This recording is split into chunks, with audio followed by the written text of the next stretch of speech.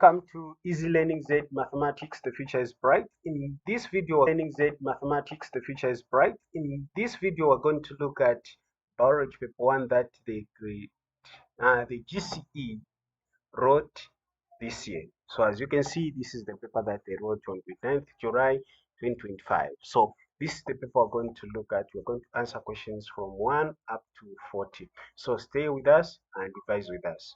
We are very interested in seeing that the grade 12s of this year and the 9s of this year do well in an exams. Hence, we're going to make sure that we go through an exams. Hence, we're going to make sure that we go through certain papers, not only for 2025, also the papers for 2024 and other papers will be going live every day like this time to look at different papers. So please make sure you subscribe to our YouTube channel so that every time we go live you get notification and you join us so that we revise together.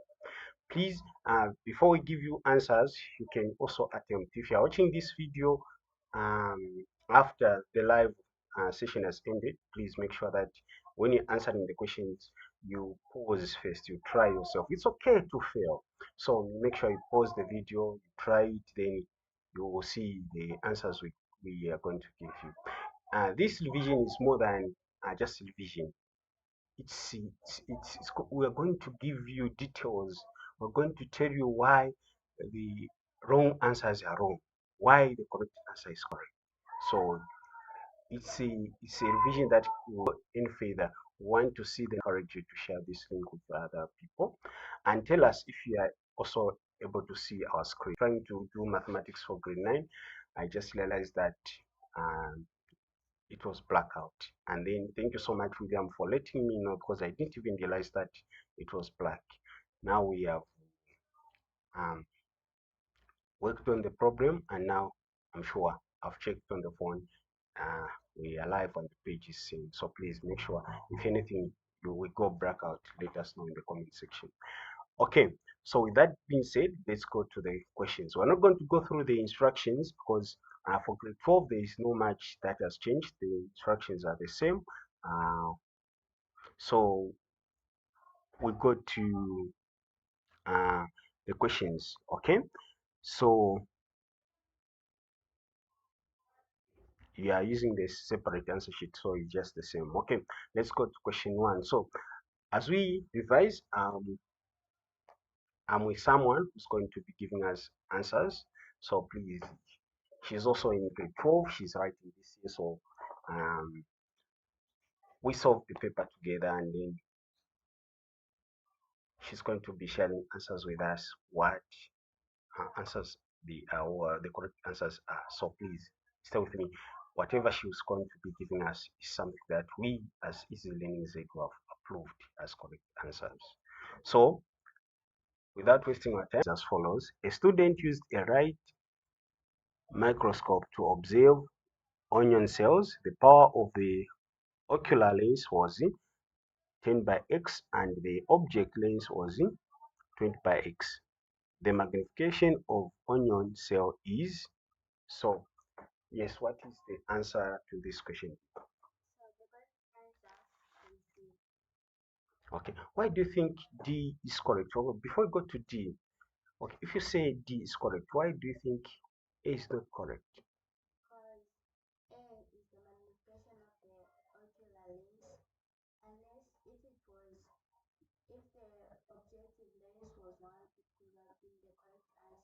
Okay, all right. Why do you think B is also not correct?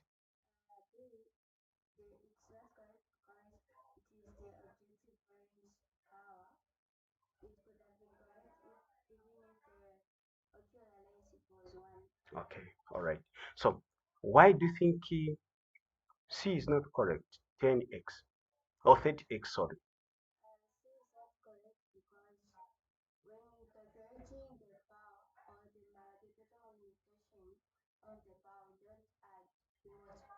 Okay, so on C they added instead of multiplied. Okay, so is it the reason why you are saying it is correct? Because they did what?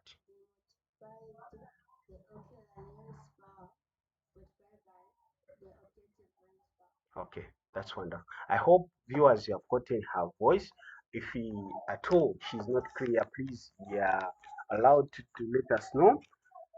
We come to question 2, which is what is the correct level of organization for the skin? What is the correct level of organization for the skin? What do you think is the correct answer there? Organ. Okay. Why do you think organ is correct?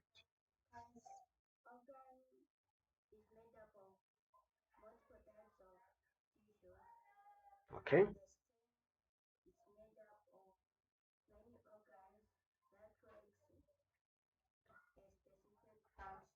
Okay. Okay. Why do you think B organelle is not correct?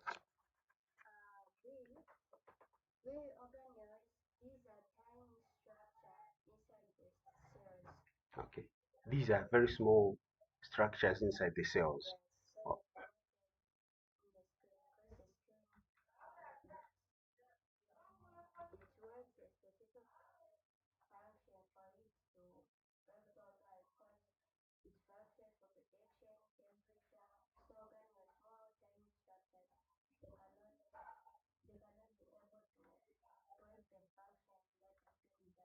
Okay. Now, why is system not a correct answer for this question?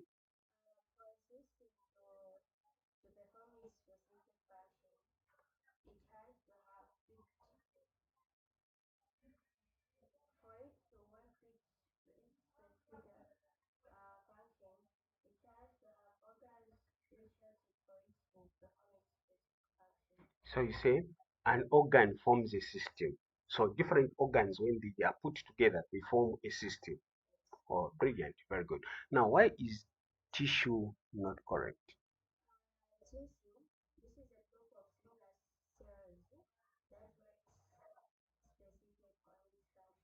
Okay. So that means tissues, they form, different tissues forms an organ. And then an organ, different organs forms a system.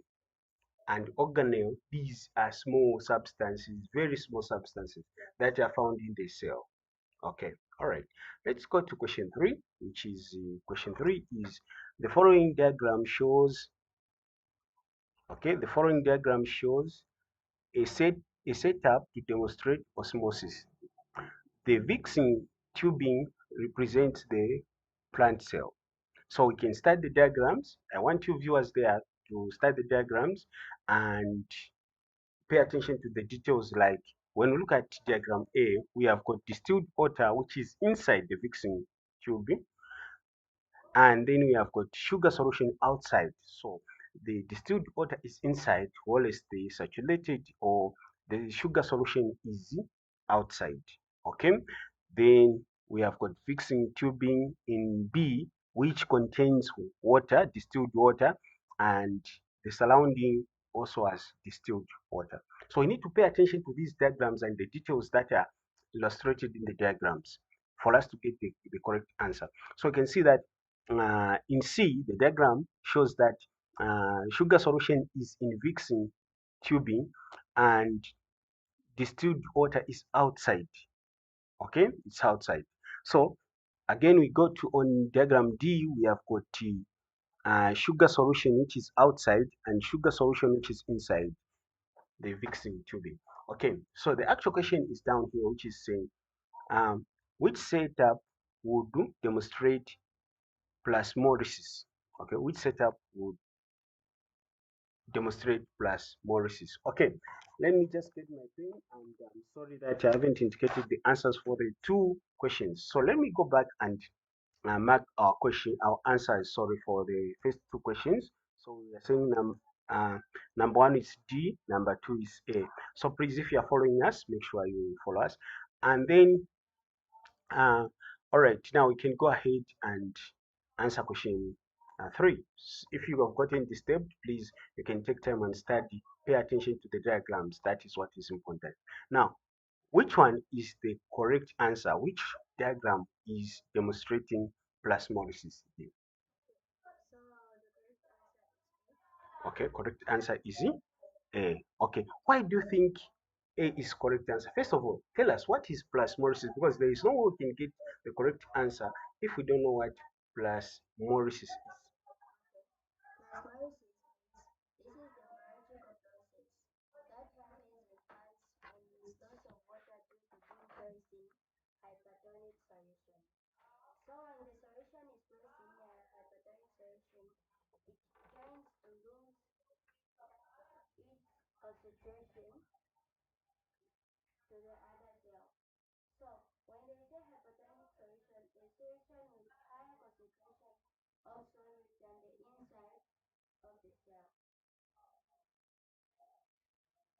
So as you can see, the diagram shows the solution with higher concentration of solid than inside the cell, which says that the correct answer is one. C, not A. Who's the one?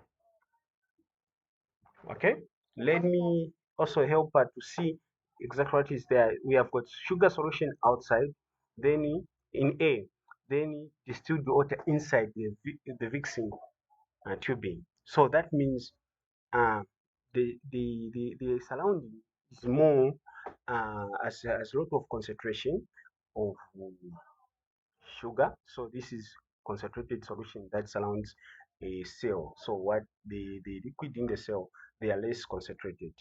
Then when you look at B, both of them, they have got distilled water. That means the concentration is the same of the solution.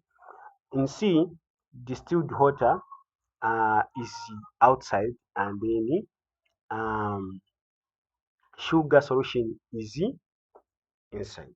Okay, so meaning,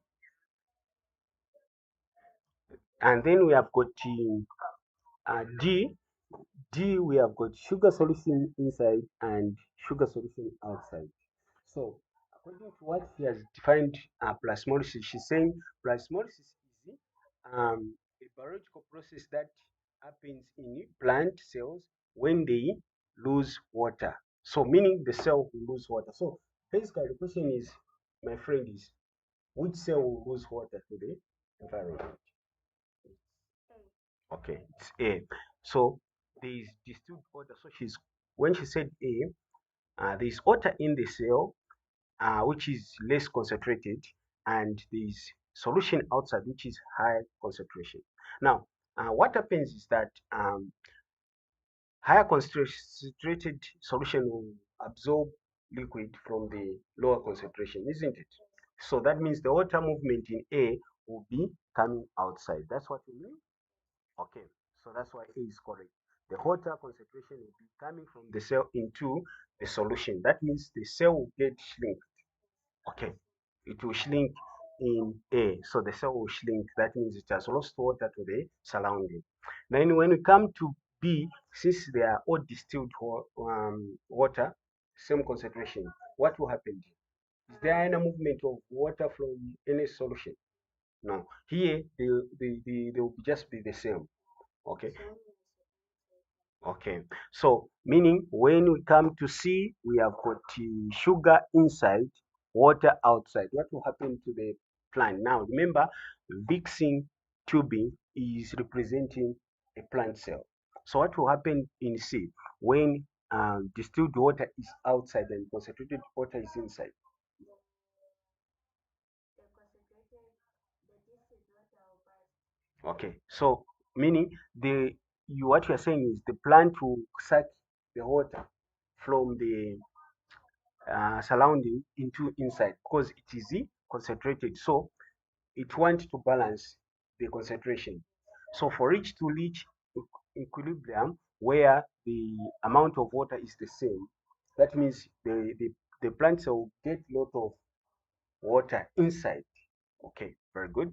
That's correct. So here water is going in. Okay, in A water was coming out.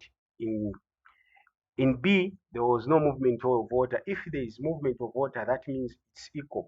Other water is going in, other water is coming out. Okay. Then in D, sugar solution, sugar solution. So what is happening in B is the same as what is happening in D. Okay. The water movement is just the same since all of them they have got uh, they are high in concentration. Okay, so the correct answer is A. A is demonstrating plasmolysis. As we said that plasmolysis, this is the situation where the plant loses water to the surrounding and it shrinks. Okay, so we go to question 4, which is which of the following shows the correct region of action and conditions for the enzymes trypsin. Okay, which of the following is which of the following shows the correct region of action and conditions for the enzyme trypsin? Okay, very good. So we have got A, which is irium, and condition is acidic. We have got ileum, condition is alkaline. Then we have got stomach, condition is acidic. Then we have got stomach, which has the condition which is alkaline. Okay, so before we go any further,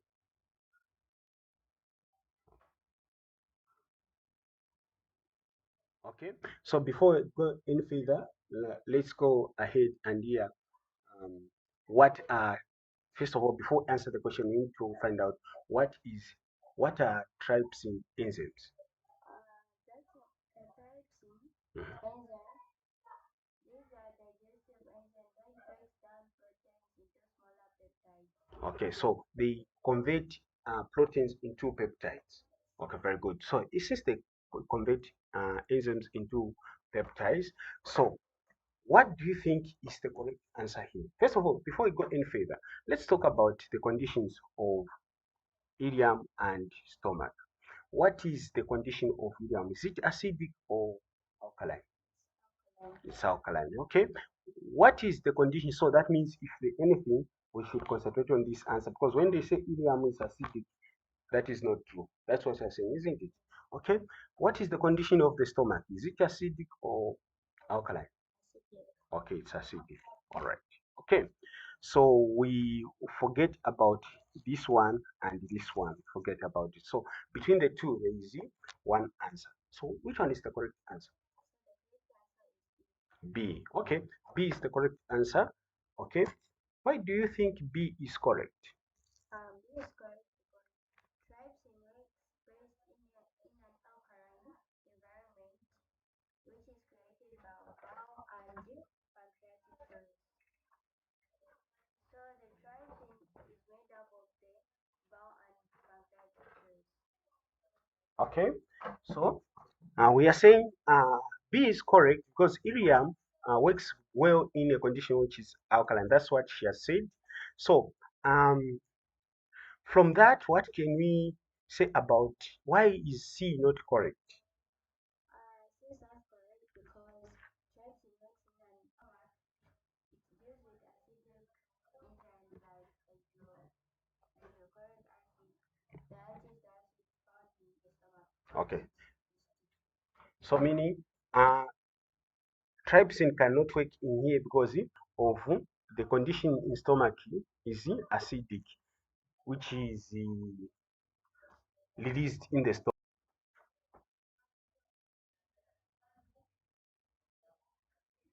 Okay. So unless if you have got questions, if you are no questions, please you can ask us in the comment section. If you have got questions, please ask in the comment section. Okay. So we go to okay. So let's go to question 5, which is four solutions were tested for the presence of protein, starch, and glucose. The following table shows the result obtained, which shows presence of protein and glucose but not starch. So what we need to do first is we need to take time and start the diagram.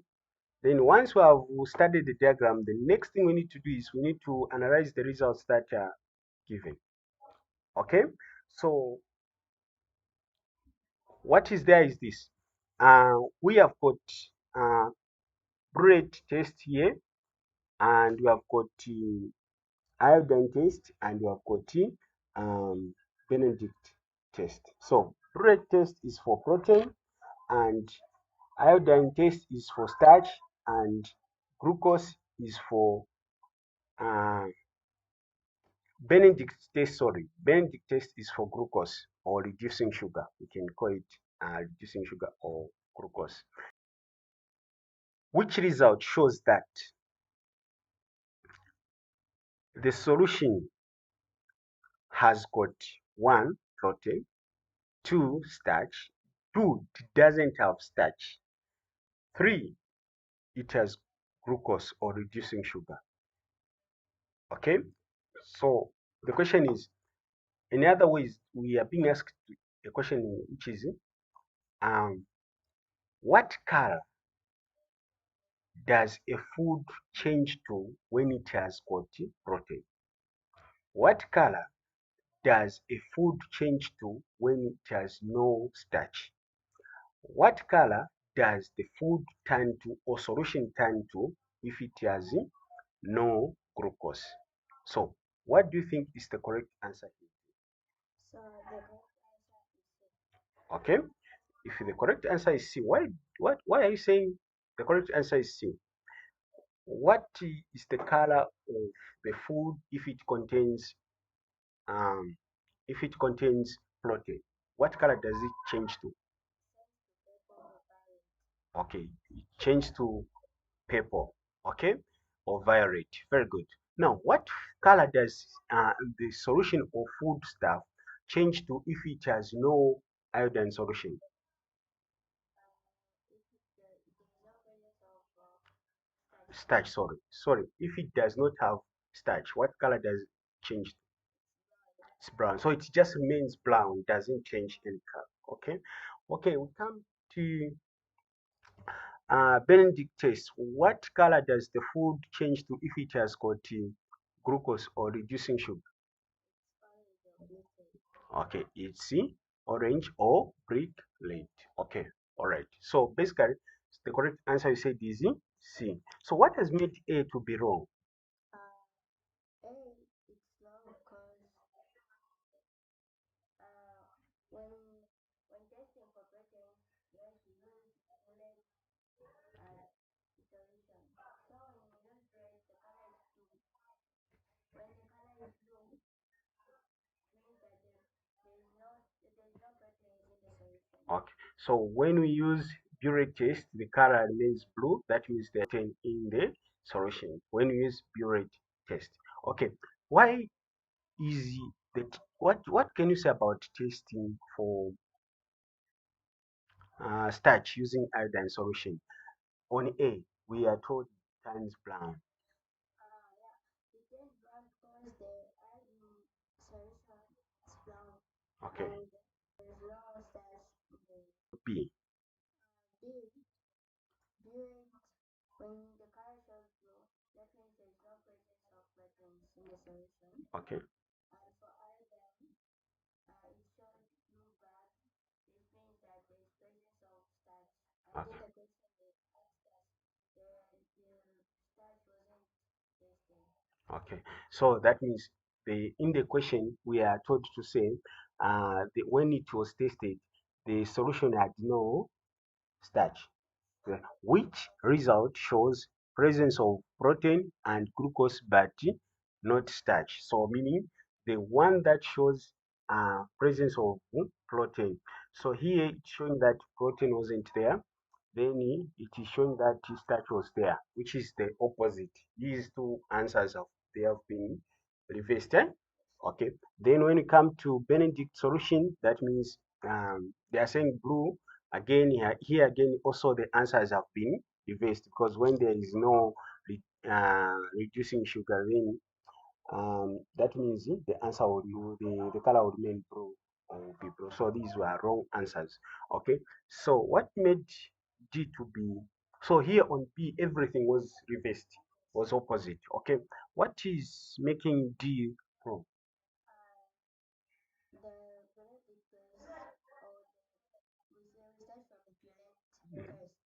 The presence of this protein was correct, purple, it turned purple.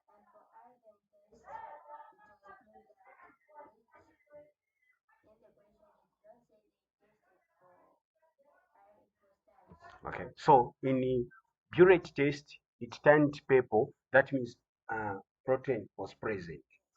Then on iodine solution, it turned blue-black. That means starch is present, isn't?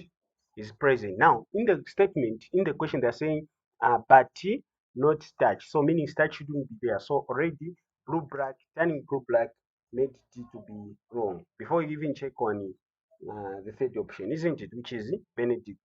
It is showing blue. What can we say? This shows that there is no presence of glucose in the solution. There is no presence of glucose in the solution. So that means also this one made the answer D wrong. Okay, let's go to question 6. Please, if there is any contribution that you need to make in on anything, please, Easy Learning Z is not going to help you. It's not going to grow if you don't tell us how we are impacting your life, how this video is. Starting from the way you, if you are able to hear us, if you can just hear my voice alone, so that we can know how we can improve on our systems. But please, if you are enjoying so far what we are doing, please make sure subscribe to our YouTube channel and also share this video with other people.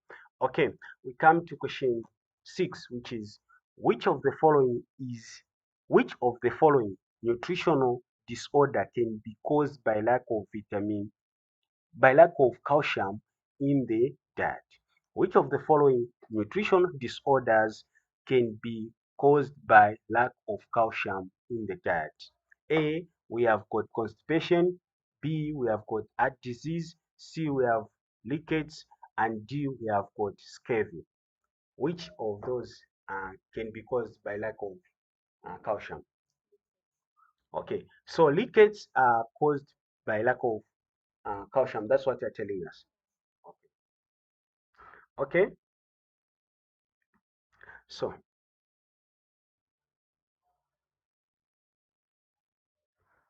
okay, so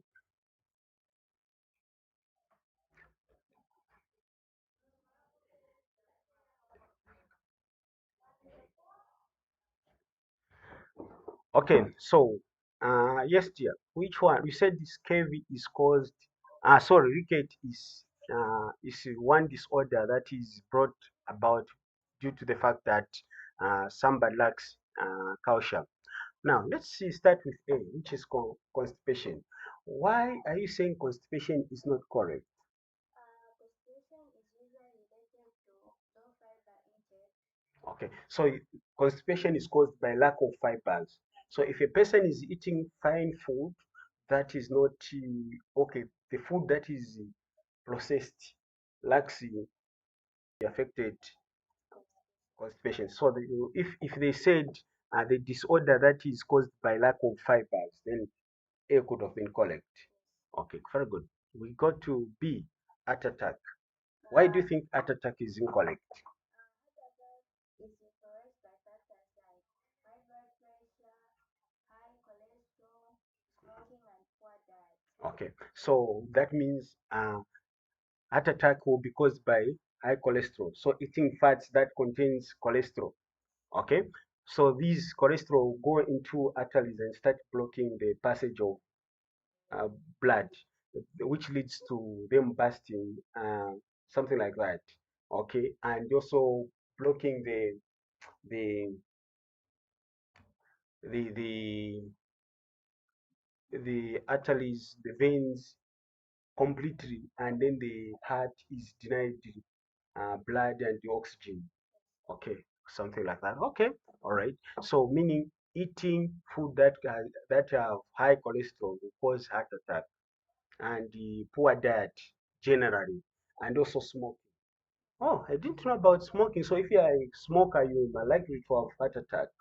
That's beautiful. Okay, now let's look at D before we come to why C is the qualifying answer. Why do you think D, scurvy, is not correct? Scurvy is caused from the result of lack of vitamin C. Okay, so lack of vitamin C will cause the scurvy, not calcium. Okay, so if they said lack of lack of calcium. If they said lack of vitamin C, then D scale could have been correct. Oh, that's okay. That's wonderful. All right. Okay. So leakates. Can you say anything about leakates? Latex, this is a disorder that affects bone development in children. It's a primary caused by deficiency of calcium and vitamin D. Also, leakates is not only caused by calcium alone. It is also caused by vitamin D. Okay, all right. Okay, okay, okay. Okay, thanks. All right. So basically the correct answer here is C. So I'm circling C there. Let me see if I circled on here. Okay, yes, I circled. Please, we are trying to go through all the options. So if you have got questions, don't hesitate. The reason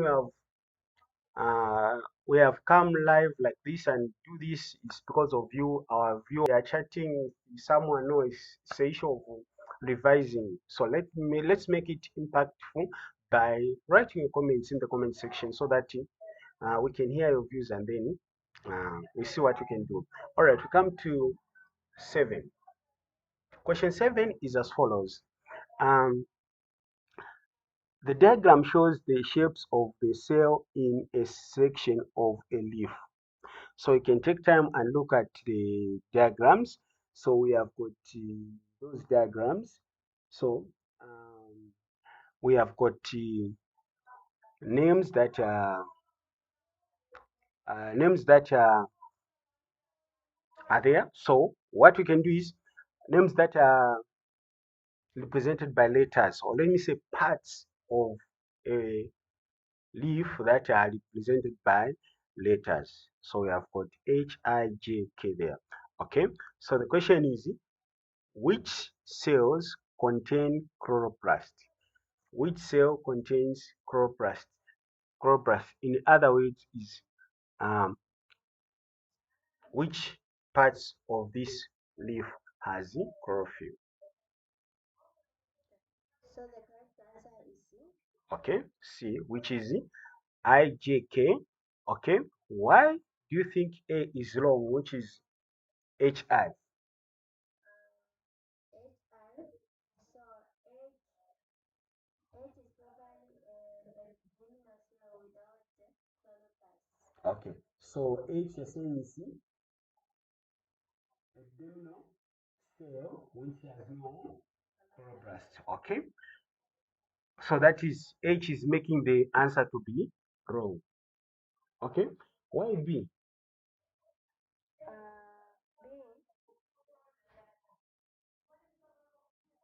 B can be correct, but there is remaining one part which is K. Okay, so B is only partially correct, not fully correct, because one part is not there. Okay, one out. Okay, so what is C is correct. So again, what is happening on D is the same thing that has happened on B. The other part is left out. So we are saying K, uh, B and K, they are partially correct, isn't it? Yes. Okay, they are partially correct. Okay. Okay. We go to question 7. Oh, we go to question 8. Please, we're trying to beat time because we don't want to reach up to midnight. If we waste a lot of time, people may doze off. Okay.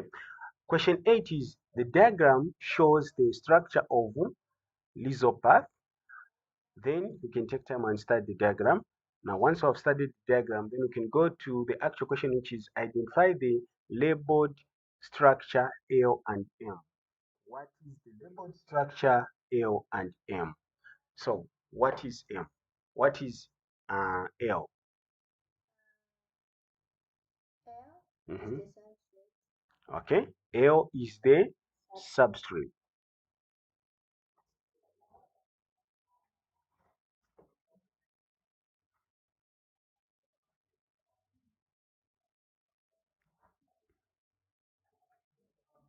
So, what is L? L is here. L.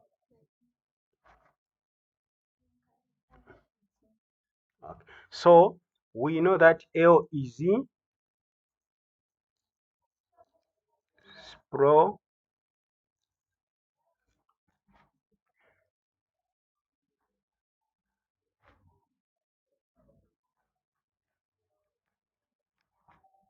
Okay, that is L, that is sprangiofolia. Okay, sprangiofolia. Okay, so N is substrate. M is substrate. Okay, M is substrate. Okay, so if we have identified this and this, then we can go and identify the answer. So we can agree the answer is what? C. Okay, the correct answer is C. Okay, let's go to question 8. Here we are just naming things. So unless if you want to, okay, so why did I identify this one as uh, splangifera or sprangofio? Okay, the reason behind this is that um, this is a stalk that supports the sprangium. So that's why I'm calling it. That's why I was able to identify this part is a stalk that supports the uh, sparongium. So that's a reason. So how did I identify M as a substrate? What are the reasons I used to identify M as a substrate? So one of the reasons is M is the surface or material the fungus is growing on. So that's why I've called it substrate because it's a material where the fungi is growing on. Okay, we go to question 9. Question 9 is the diagram shows a molar tooth. So this is a tooth which is called molar. So you can take time and look at it. Okay, and then the actual question is which two characteristics in the diagram could be used to identify the tooth? So what has made you to agree that this is molar? When you just look at it, you just say this is molar. Okay, so first of all, let's talk about the characteristics of molar. The characteristics of the molecule, it has a broad surface with ridges and usually multiple roots to anchor them firmly. So the correct answer for this question is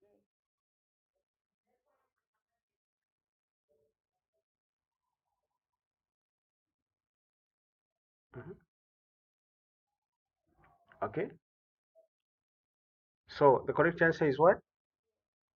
D, ridges and two roots. Okay, these two things, um, okay, these two parts they help you to identify a molar.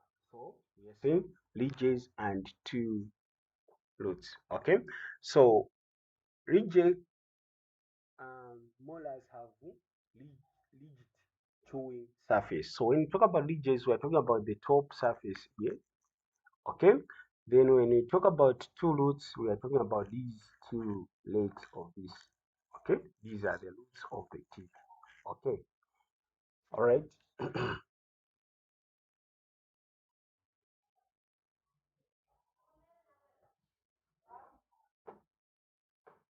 Okay, so the correct answer is D. So when we look at A, which is sharp, chisel, shape, and one root, we can see that the there the top part is not sharp, unless if they give us a incisor or canine, maybe we could have thought in that line. When we look at sharp, chisel, shape, and two roots, yes, two roots is correct, but the sharp chisel shape. that is wrong. It has no sharp chisel shape. Ridges and one root. So the only thing that made A to be wrong is the only part that made C to be wrong is one root. Okay. All right. So if you have got questions, you can ask. Now go to which is which of the following is an energy-rich carbohydrate stored in the liver and the muscles? Okay. Which of the following is an energy-rich um, carbohydrate stored in the liver and the muscle cells? So take time and study the question and then try to give us an answer. Before I give you the answer, try to give me an answer.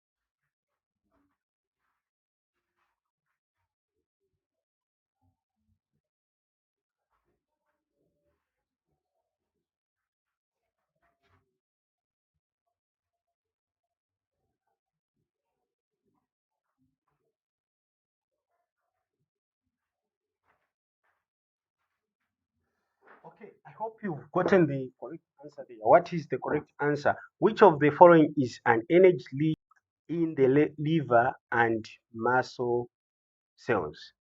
Okay, so this question is asking us um,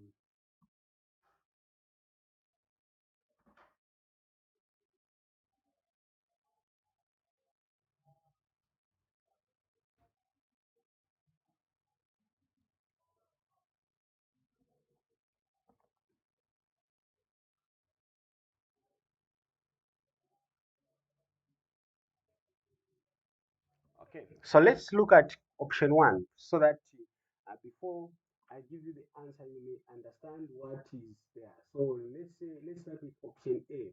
I'm going to share with you some ideas on option A, which is A.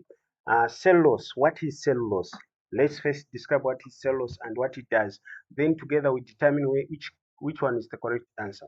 So we are saying what is cellulose? So we are saying a complex carbohydrate made of glucose units. So glucose units are brought together, put together, and then they form cellulose.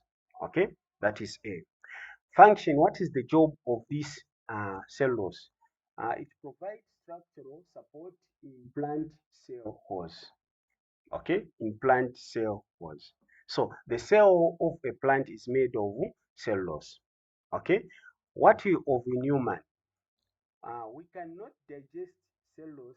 It acts as a dietary fiber. So when you eat cellulose as a human, an animal, let me also put it as a human being, which is one type of animals. When you eat cellulose, what happens is it does not get digested. Instead, um, it is taken as fiber, which supports us not to have constipation. Okay, so let's talk about energy storage. So here, first of all, you should understand that this is not the correct answer.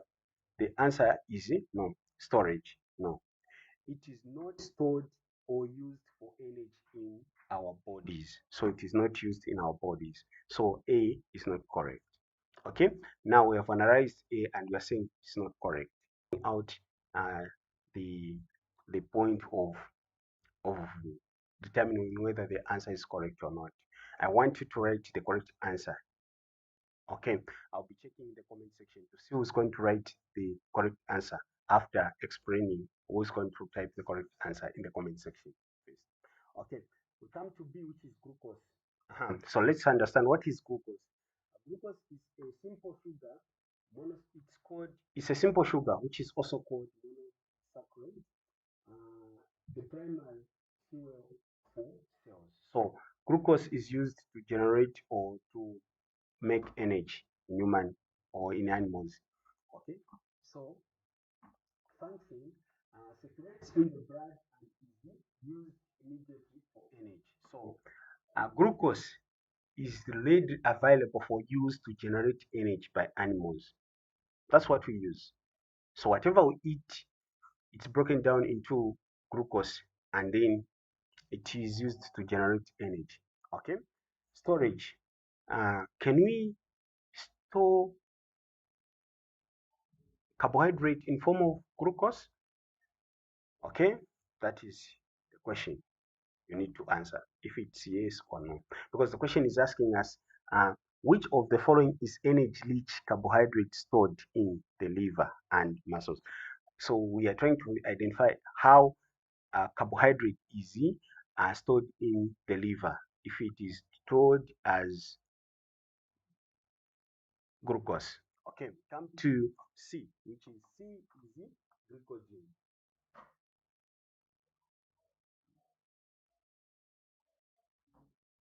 So what is glycogen? What is glycogen? So let's talk about glycogen. So glycogen is a highly branched polysaccharide made of glucose units. So when glucose comes together and form a polysaccharide, which is called glycogen. Okay, so glycogen is formed by glucose units coming together. Okay, the function of glycogen stored. I don't want to say the answer there, but I'll tell you what is there. I won't give you the answers. Function, it cannot be quickly accessed energy. It's an energy reserve. Let me say that. It's energy reserve. I'm trying to learn away from using the words that are in the question. It's energy reserve. It's reserved. Where do we reserve this energy in our body? It is reserved in the liver, in the muscles. It fuels muscles activity during exercise. It maintains blood sugar levels when it's kept in the liver to maintain blood sugar levels. Energy storage. Do you think we store energy, we store carbohydrate in form of glycogen? If that is correct, then maybe that will be the answer. I'm just asking, I don't know. D. D, we are saying what is, we do have got the word starch. We have got starch, the form of carbohydrate, which is called starch. Okay, so the question is, sorry, I don't know what is happening here. Okay, we have got starch. What is starch? Let me describe what starch is. Starch is a storage carbohydrate found in plants, e.g., potatoes, maize. Okay, that is starch stored in plants. Okay, function, plants use it to store energy. So when plant generates energy, carbohydrate, when it is in excess and they want to store it, they'll turn it into starch and keep it. Okay, so in human, we don't we digest starch in human. In human, we digest starch. In human, we digest starch. So it's not stored, it is digested. Okay, so storage in body. Do we keep starch in our body? Okay, so which one do you think is the correct answer? I've given you the hints here.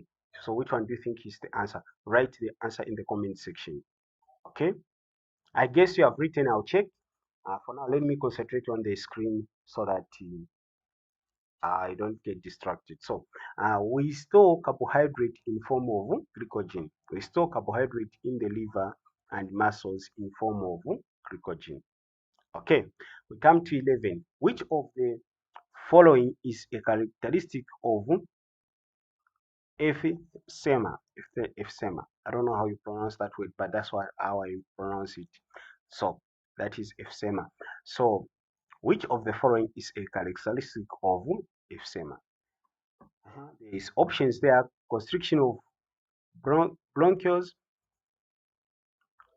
destruction of ovule, growth of tumor in lungs, inflammation of bronchia.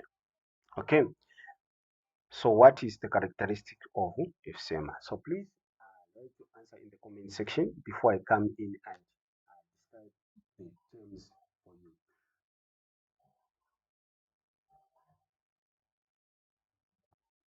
Okay, if you are still struggling to write the correct answer in the comment section, or if you do not know what emphysema is, let me go through the definition of emphysema.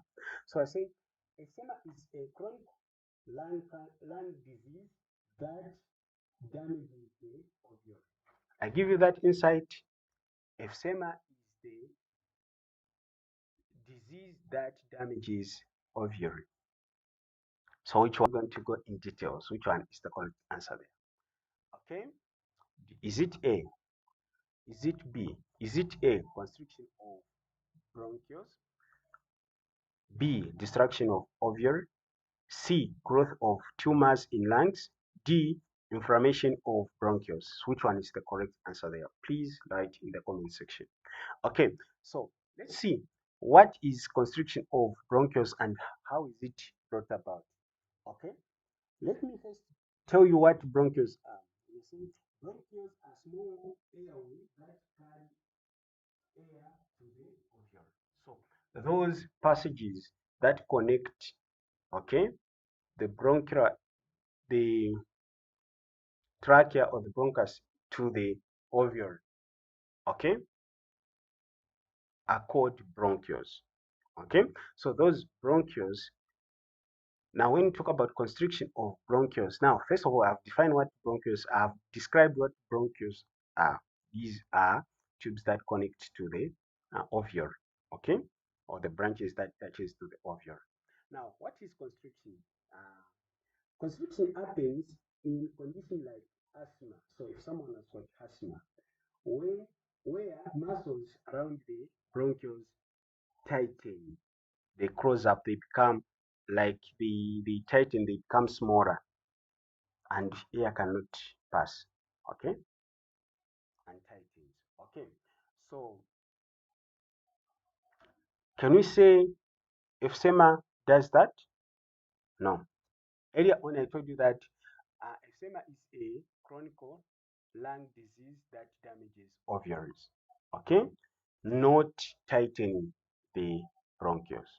Okay, so when it comes to D, which is destruction of ovaries, so I was just telling you what emphysema is. It damages the ovaries. So B is the correct answer. It damages the ovaries. Now, growth of tumor in lungs.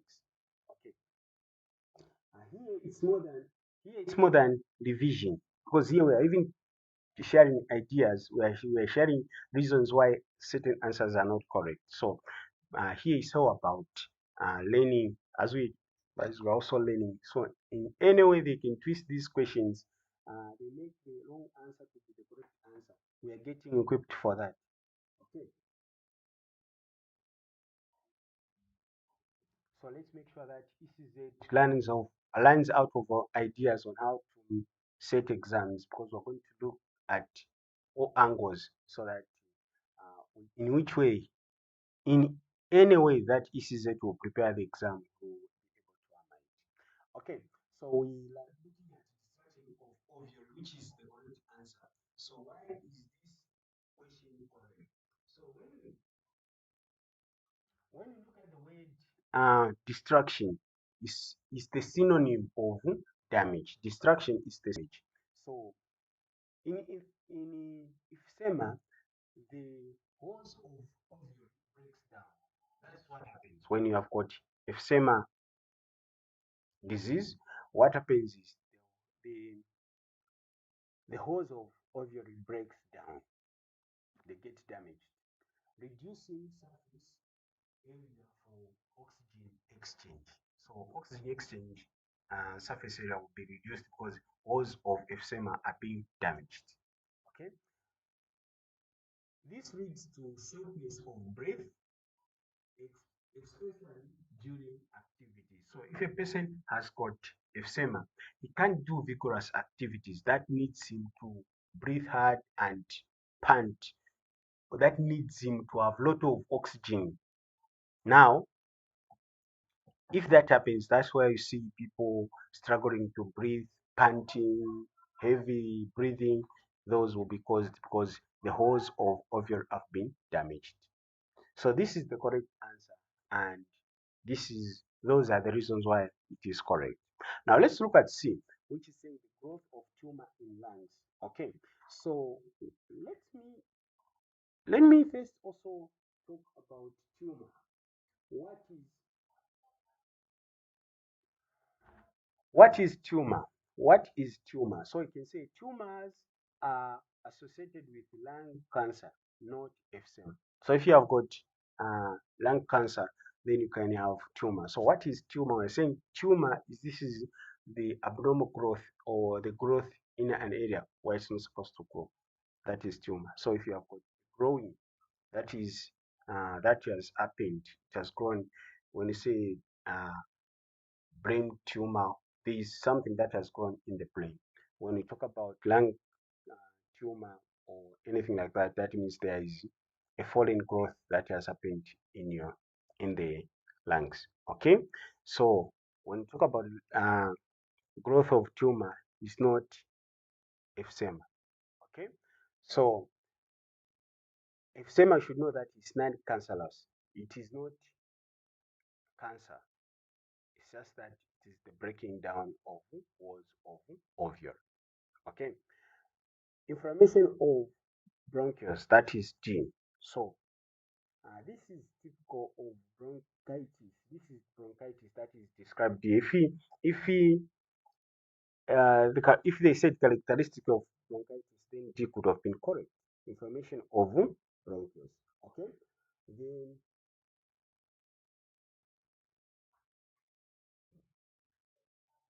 this answer is not correct. So the correct answer is B, like I said earlier on. Please, if with my explanations you are not clear, instead of keeping quiet, please ask me in the comment section to explain more.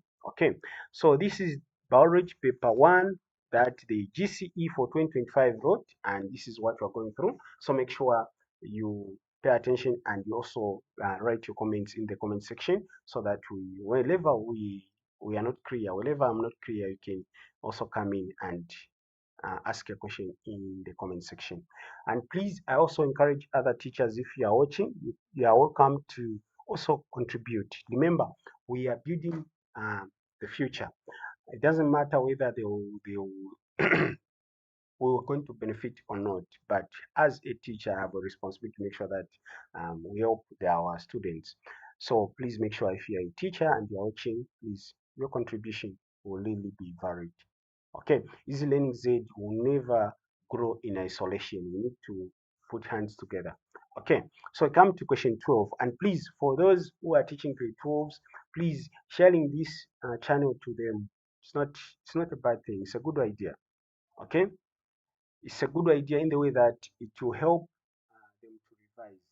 Okay, so you can watch this video. You can leave the learners to watch this video. If you have got a projector at school, you can allow them to watch, and then the other day react to the video. Okay, where you think they should do. Maybe I could have explained better. You explain better to them. The key instance here is not for me to be right, but to make sure that the children do well in an exam. Okay, let me not bore you much with um, nanny subject content. Let's go to question 12, which is which of the following elements has a great role in energy storage and transfer in living organism? Which of the following elements has a great role in energy storage, and transfer in living organism. Let me your answer. I'm giving you 1 minute. Think about it. Which one do you think is correct answer? And then write the reason why you think your answer is correct. Just tell us why you think your answer is correct. Don't tell us why other answers are wrong. Tell us why your answer is correct.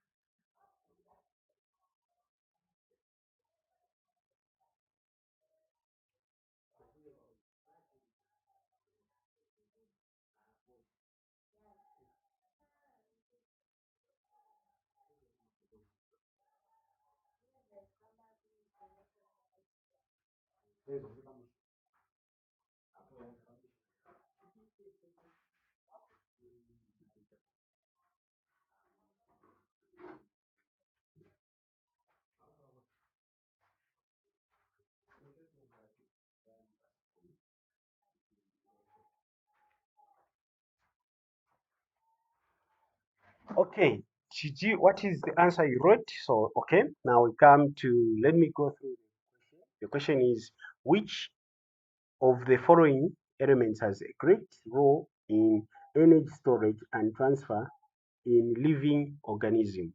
Okay, so let's come to first A, which is calcium. What is the function of calcium? Okay, so what is the function of calcium?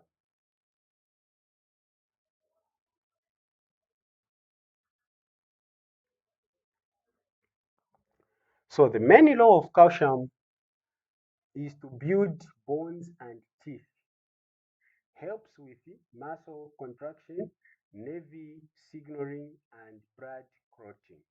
That is the function, the main function of calcium.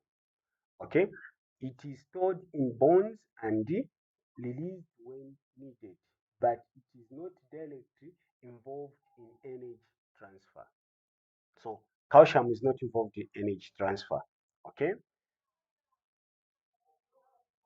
so let's go to B. So we are saying A is not correct, so we go to B. Okay, so we say B, which is magnesium, which is what is the main law of magnesium? What is the main function of magnesium? It acts as a cofactor for many enzymes, including those involved in ATP production. It helps stabilize APT, but it's not the energy carrier itself. So it's not energy carrier. So magnesium again is not correct. Okay, we come to oxygen. What is the main use of oxygen? Okay, so oxygen is used in cellular respiration to release energy from glucose. Oxygen helps generate energy, but it is not storage molecule. Okay, so that is what we can say on energy. So we are saying also C is not correct. So I'm sure I can guess who the correct answer, which is the correct answer among the options are given. So D is the correct answer, which is phosphorus. So what is the main function of phosphorus? Phosphorus is a key compound of ATP, which is adenosine triphosphate. Triphosphate. Excuse me. I don't know how I was almost choked. Let me let me say it. Phosphorus is a key component of ATP. So what is ATP? ATP is adenosine triphosphate. Triphosphate, the molecule that stores and transfers energy in cells. Okay, so that is the main function. It is the key component of ATP. Okay, it also found in DNA and RNA and phospholipids, phospholipids, which make up cell membranes. Without phosphorus, cells couldn't power reactions. So those are the reasons why phosphorus is correct. I hope you have gotten my explanation proper. If not, ask in the comment section. Okay, we come to question 13, which is which of the following disease is caused by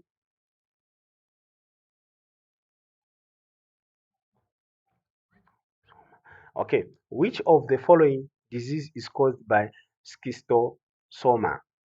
Which of the following disease is caused by schistosoma? Please, if you pronounce that word differently, please bear with me. That is the word schistosoma. So which, okay, A is B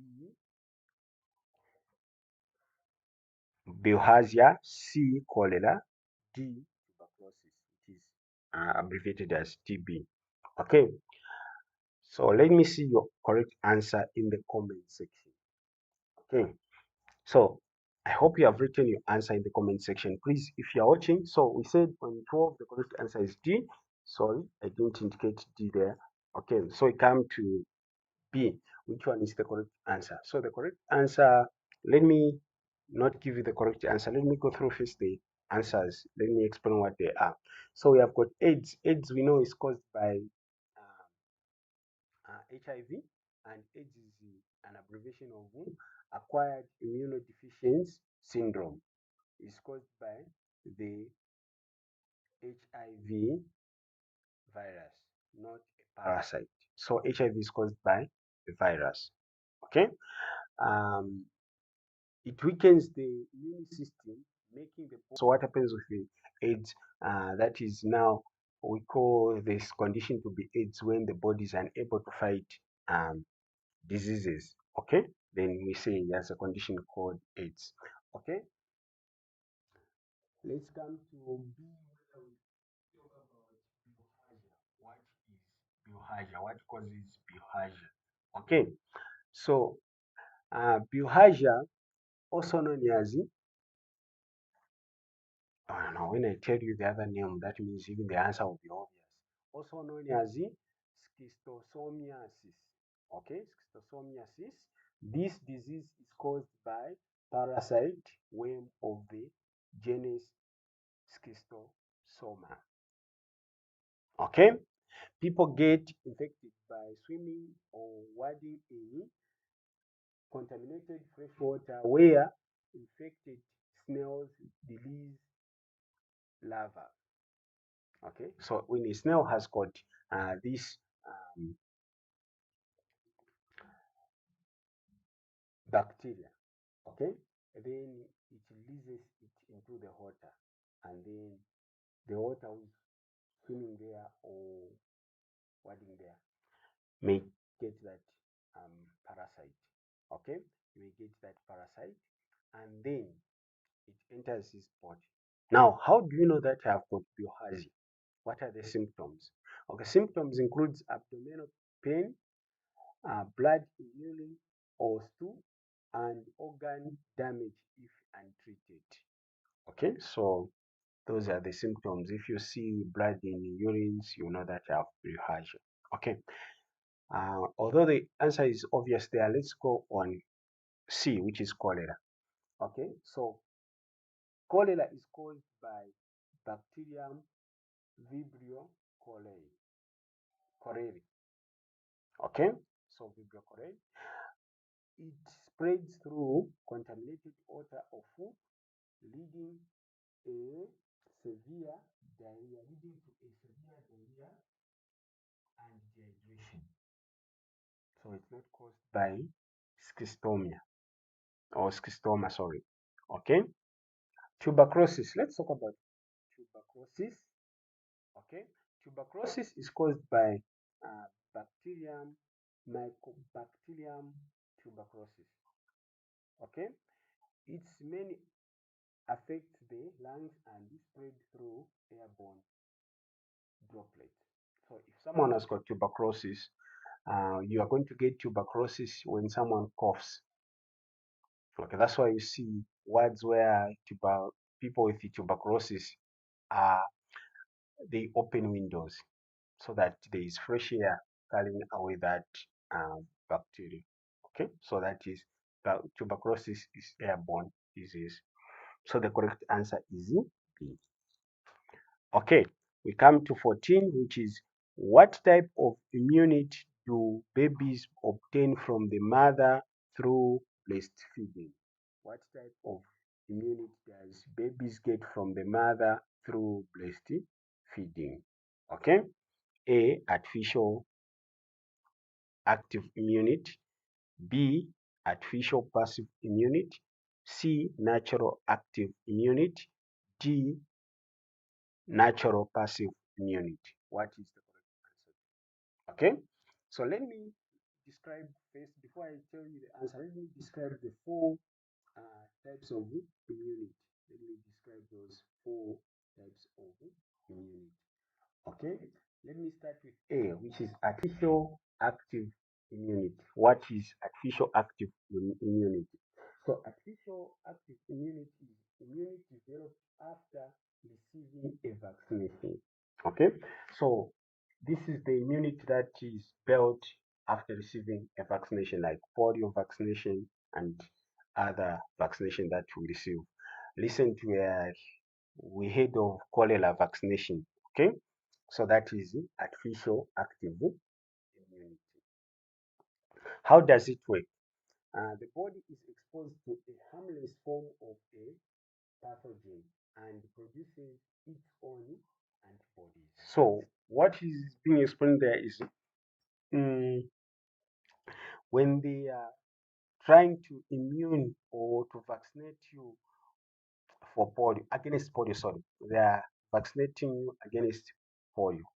What they are doing is they're getting pathogens that are not active and introduce them into the body. And then the body, by fighting those inactive uh, pathogens, then they generate or they establish an immunity against polio.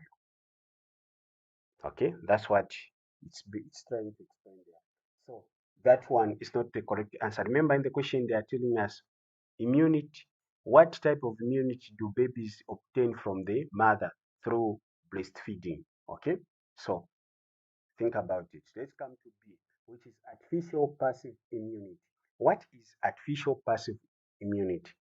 Okay, so artificial passive immunity is when a person is given ready-made antibodies through the injection, e.g., antivenom or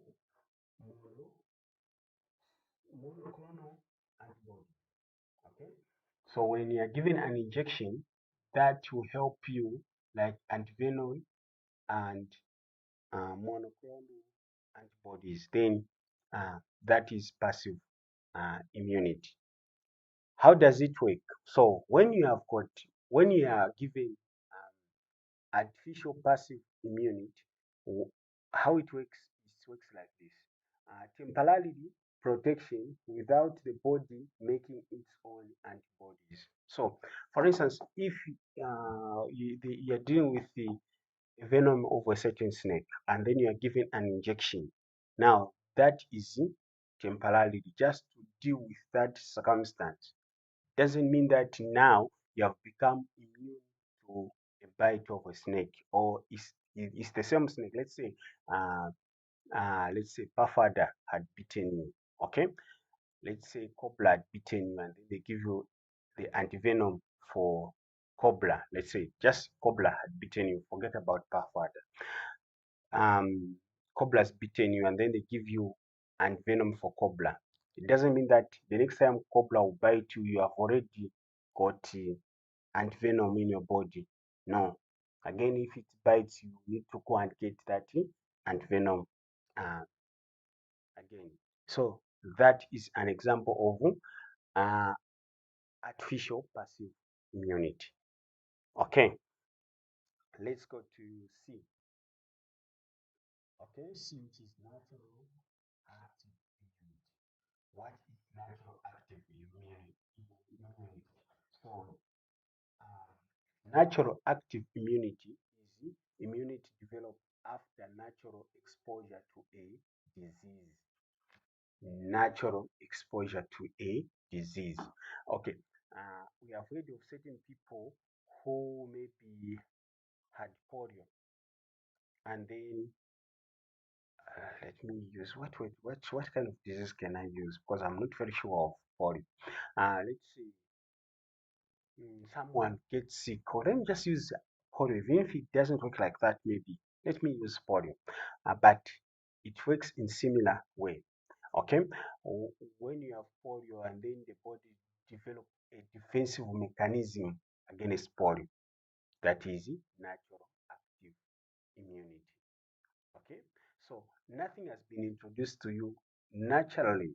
You are attacked by a disease, then the body develop a system to defend against that disease. So how does it work? The body fights off the infection and remember how to respond in the future. So the body fights the disease for the first time and it develops the mechanism, the, the strategy on how to fight the disease.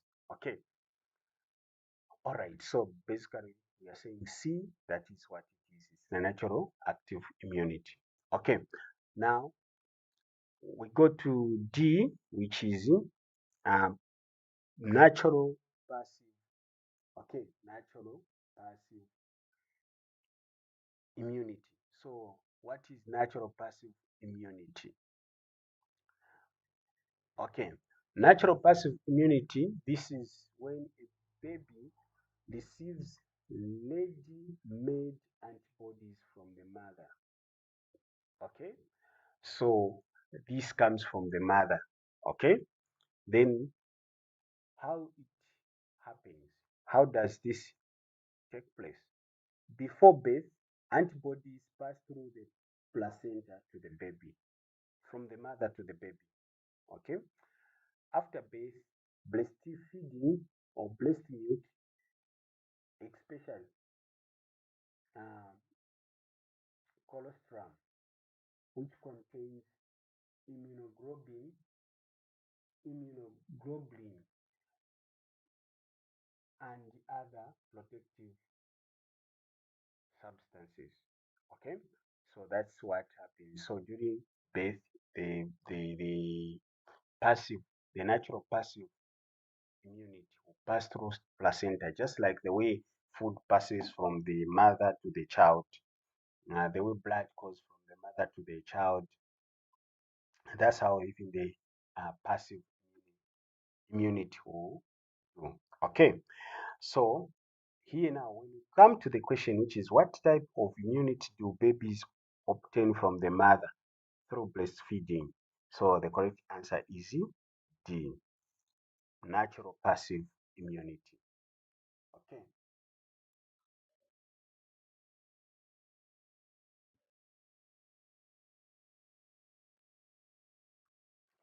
Okay, let's go to the next question, which is question 15, which is the diagram shows the stem of the plant whose bark has been removed. Okay, now looking at time we're taking, let me just concentrate on giving the correct answer.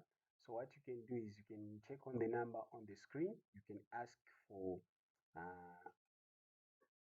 a PDF I've worked on when I was solving this one. We have PDF which we have made where we have written or even the explanations, so you can request it through our WhatsApp line. We'll give you. It has got also explanations for each question. Okay, so let's go to question 15. Question 15 is as follows. The diagram shows the stem of a plant whose bark has been removed. Okay, the bark has been removed. How is transport in the plant affected? Okay, how is the transport in the plant affected? Okay, so what is being affected in this? So A, amino acids and sucrose cannot pass to the leaves. B, acids and sucrose cannot pass to the roots. C, water cannot pass to the leaves. D, water cannot pass to the roots. Okay, so here, first of all, let me share with you, before I give you the answers, let me share with you about two important parts of the plant that is in charge of, or that are involved in transportation in plants. Let me talk about one, phloem. This one is found in barks. It transports amino acids and sucrose, products of photosynthesis from leaves to other parts like roots. Now we have also xylem found deeper in the stem. It transports water from roots to leaves. Now xylem is found deeper in the roots. Sorry, in the stem. Sorry, deeper in the stem. So if phloem is found in the bark of a tree, and then xylem is inside the tree, inside the stem.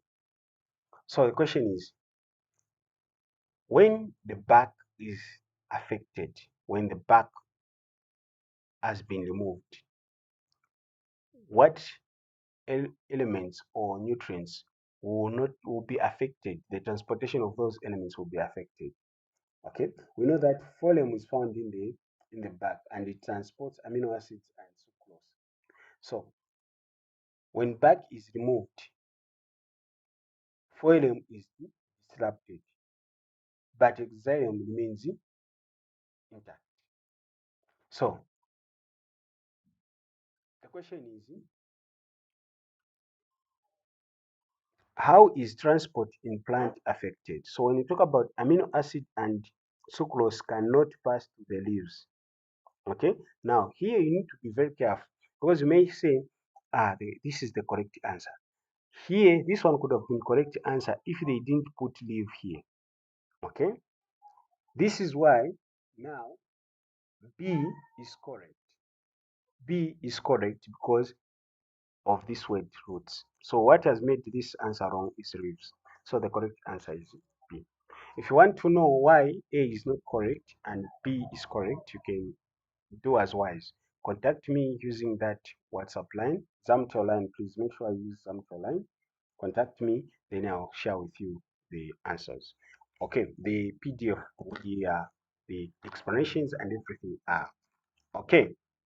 Please just a message, a direct message telling me to say, may you share the PDF, then I'll share with you. Okay, we come to, let me just reduce the size so that everything can be seen at once. Okay, so 16, the diagram shows blood and its composition. Which component of blood represents the fungal site? Which component of blood represents fungal site? Okay, so let's look at A. We have A there, and we have got B there, and we have got C there. Okay, so which one is correct there?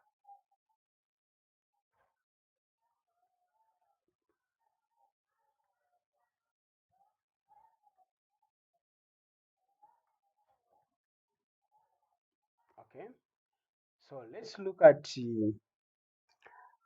A, B there. So fungocytes are a type of, sorry, let's look at a few points. Fungocytes are a type of cells that protect the body from engulfing harmful bacteria, dead cells, and other debris. In diagram, they are usually shown as large cells where will with the visible internal structures like a long nucleus or granules. Okay. So now when we look at A are likely to be red blood cells, which are lymphocyte. So, okay, so that is A. Those are smaller ones. Then when you look at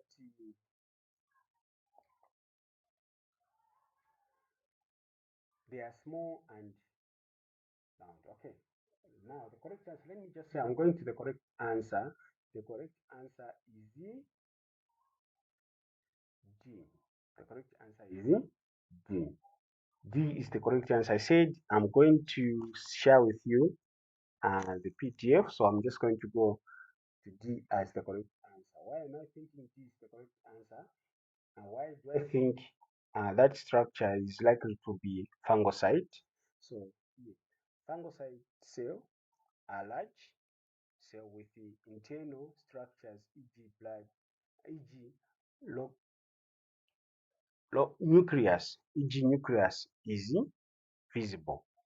Okay, so nucleus is visible, and that is why D is correct because I said fungocyte, the inner parts are visible, so that will be so.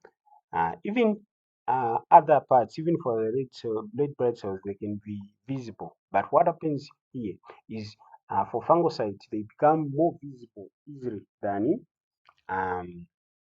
other uh, structures. Okay, let's come to 17, which is which chamber of the heart would be the first to receive nicotine absorbed in the blood in the lungs of a cigarette smoke.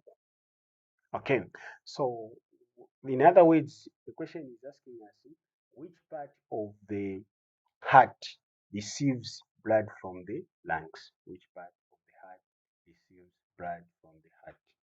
Okay, so first let me tell you what happens when nicotine is absorbed in the lungs. When nicotine is absorbed in the lungs, it enters in the pulmonary capillaries in the lungs. Then from there, it travels through the pulmonary veins. These veins carry oxygenated blood now containing nicotine.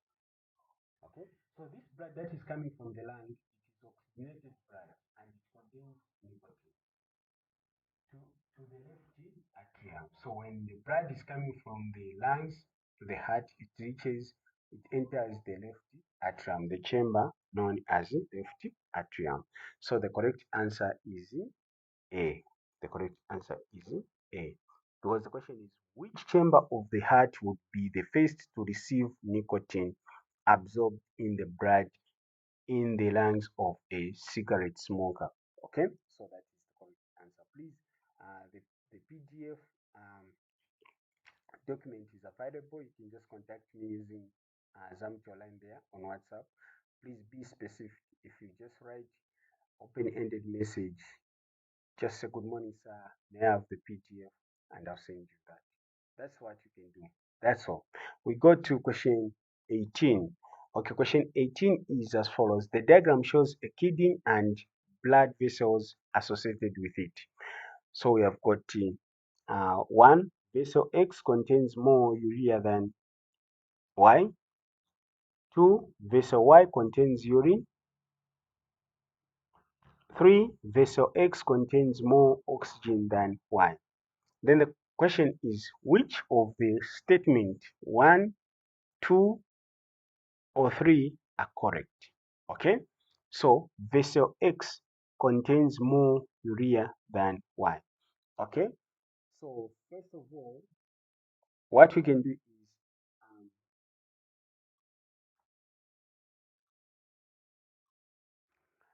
first of all, let's identify these parts.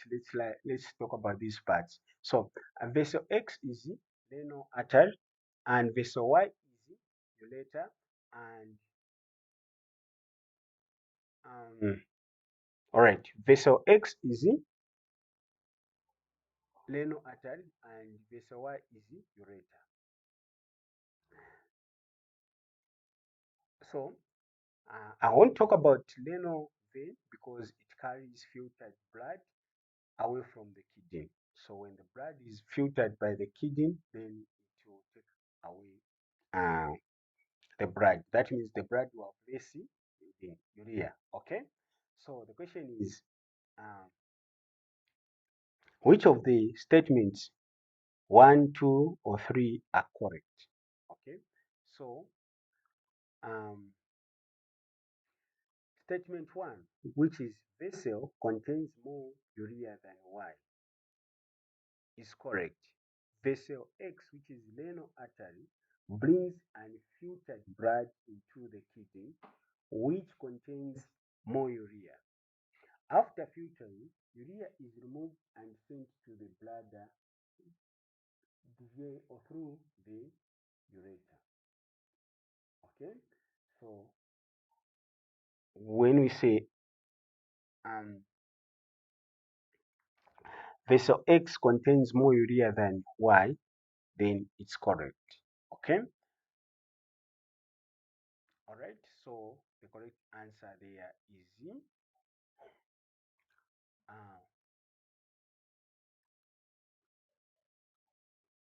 the correct answer is C. Okay, let's look at the correct answer is C, but let's look at vessel statement 2. Y contains urine. Yes, that is true.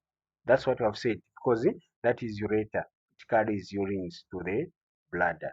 Okay, then that is correct. 2 is also correct. 1 and 2.